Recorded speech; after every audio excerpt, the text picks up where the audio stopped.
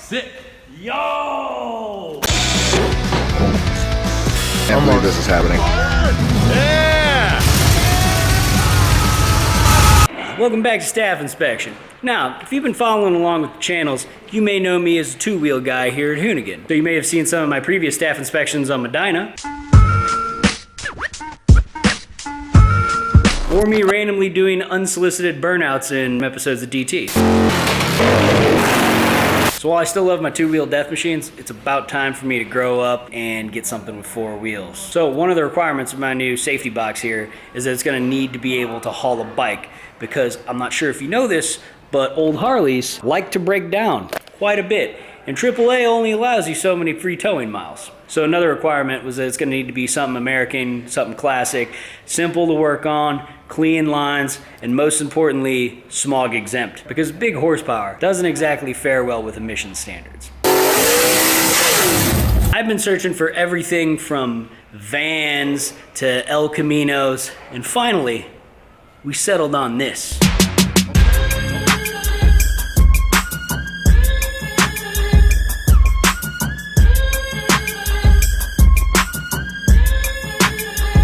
So this is my 1974 Chevy C10. So I picked this truck up a few weeks ago with the intention on building it into a cool, daily drivable street truck. Now this is not a perfect truck. Got a little bit of rust. Overall, pretty straight body truck. There's no huge damage anywhere.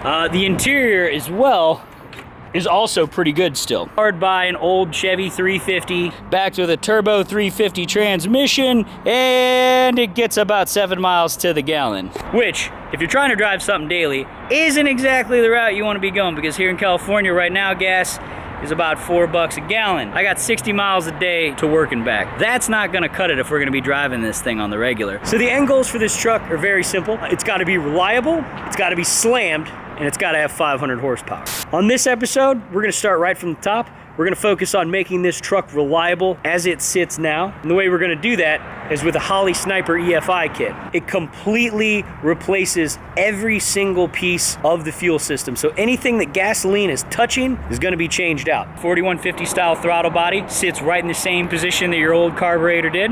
We've also got their Sniper EFI fuel tank. So this is a stock style fuel tank, goes in the same location. Only difference is it's got a drop-in 255 LPH fuel pump. We've also got new lines, new fittings, new everything. Along with the EFI system, we've got their new HyperSpark distributor system. It's gonna replace our old HEI distributor kit. Also comes with an ignition box, and the best part is their HyperSpark system works in conjunction with the Sniper EFI system, and they both will self-tune. This setup is gonna be perfect for what this truck's meant to do.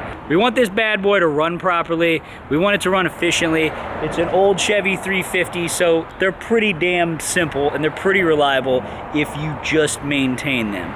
So we're gonna do that for the time being. So we got something to haul bikes in, have some fun in. We'll do a couple burnouts in it, but it's not gonna make a ton of power.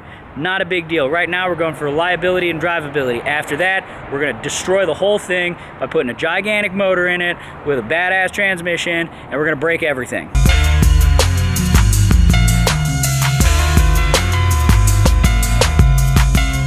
My heart rate up, baby. Okay, so first things first, we're gonna get this distributor off, we're gonna get the carb off, we gotta get the engine on top dead center of the compression stroke of cylinder 1. I pulled this spark plug out right here and put a screwdriver in there, so when the screwdriver's popped all the way out to the position, you should be able to see your line that's on this pulley align up with the 0 that's on the little mark right there. What, right there? Wow! Holy. You are one tapping pro. Wow! Wow! Yeah, okay, so there's the white line, okay. Chase this back, and all Chevys, if a distributor's stabbed right, cylinder number 1 is one of these two guys here. Cylinder 1 goes right here to this guy. Yeah. So we should be able to pull our cap off, and we see the rotor pointing right there to that guy. We're done. That's it. TDC number 1.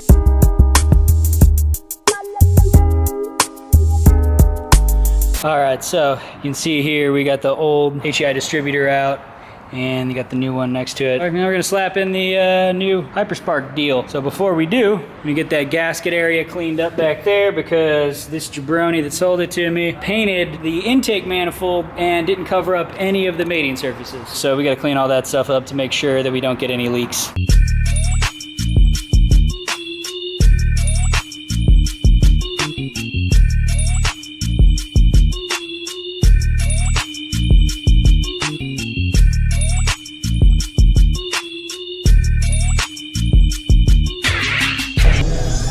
So I was just reading the directions, and it seems like yesterday I got ahead of myself a little bit.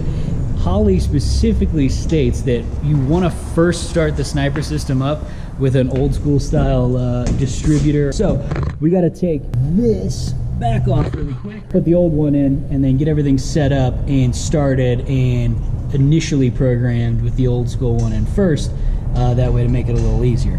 So that's what we're going to do right now.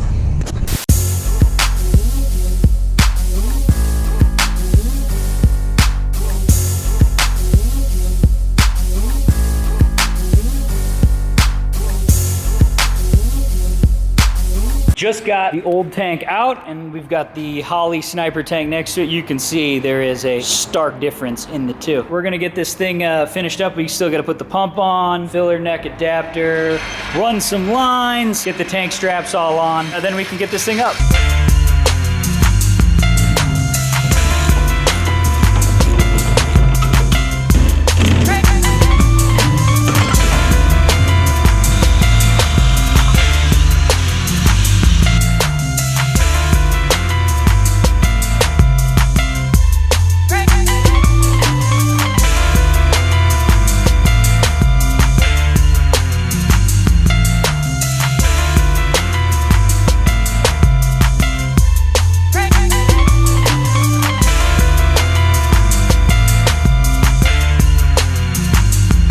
All right, this is progress. Tank's all in, got the lines all straightened out. Now all we gotta do, wire everything up, put the headers back on, and then fire it up and let it tune itself.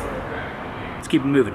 Last part of the hard parts install process is we gotta get this O2 sensor mounted in the collector. This kit comes with a little piece you can clamp on. It comes with a gasket and clamps and all that stuff. And you can drill into your existing exhaust and just screw it in, and it should be cool. Since this is obviously not gonna work here, what we're gonna do is, I think we'll cut this down and we'll see if Dan can actually just straight weld that on.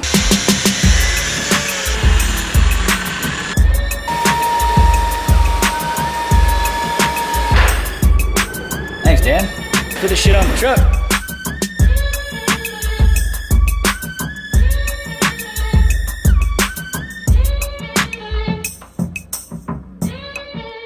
Okay, so we've got everything in. We've checked all of our lines. Got the spark plugs in, got the wires in, got all of the hardware installed, got all of the electrical lines run, all of our sensors, a coolant sensor, our oxygen sensor in, but we've got one little issue. In order for the oxygen sensor to read properly, we're gonna need 18 inches of piping after it, so downstream from it. Right now, all we've got is this old junk that I've taken off. And since nobody's here, we can't really make an exhaust up because I can't weld. But I think I've got an idea.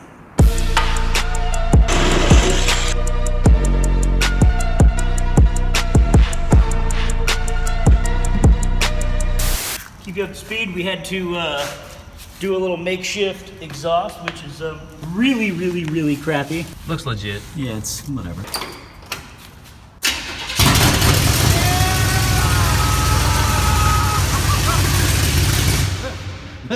Damn! Sick. Yo! Congratulations. Nice. So after checking for leaks, sensor function, and confirming that the system runs, we checked to make sure our timing was properly set, and we hit the road to allow the sniper kit to tune itself. It already drives better than it did with the Quadrajet on it, and it hasn't even learned any of its stuff yet. It's still in learn mode, so Yeah. basically what Holley does is their computer is set up so that when you drive your car, it's like learning everything it's doing. It's learning the load, it's learning the temperature, it's learning the timing, and it's gonna correct everything to give it the best AFR reading. And that's what it's doing. And honestly, your throttle response is just phenomenal, huh? Yeah. There's no hesitation anymore. No, it's a million times better. And like that's almost embarrassing how much better it is because it like doesn't even know what it's doing yet.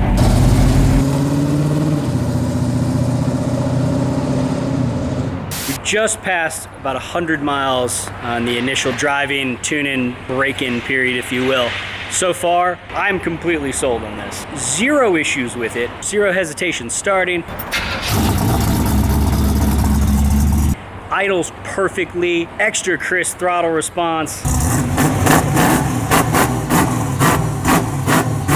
And right now, the gas mileage is almost double what it was at. And that's probably due to extremely poor tuning of the old Quadrajet that was on there. But regardless, the truck actually drives decent now. I would say so far 10 out of 10. On the next episodes, we're gonna finish up the rest of this install with the HyperSpark kit, get some exhaust put on it, and then we're gonna dive into step 2.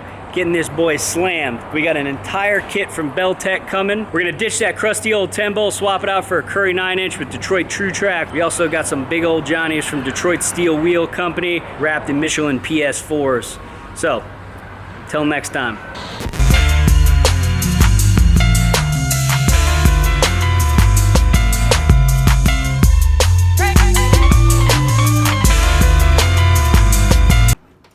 Leave that exhaust as is. F it, just let it go. Yeah. Just leave it.